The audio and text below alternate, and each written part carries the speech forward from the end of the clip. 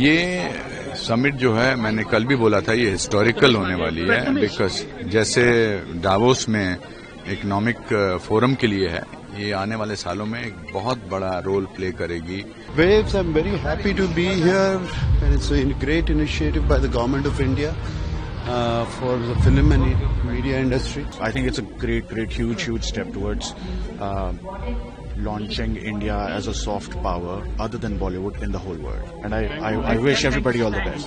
I've been here just for an hour so far, but from what I've been hearing from people, it's so good to bring everyone from India, all the creators, in one platform and showcase it to the world.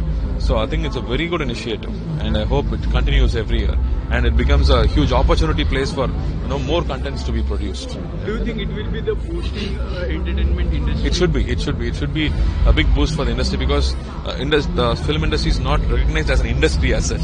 We don't have the benefits. So once the government recognizes this as an industry, then we are hoping there are much more policies in terms of taxes or in terms of the permissions for theatres and all that should become much more easier. Then the way the industry grows will also be huge.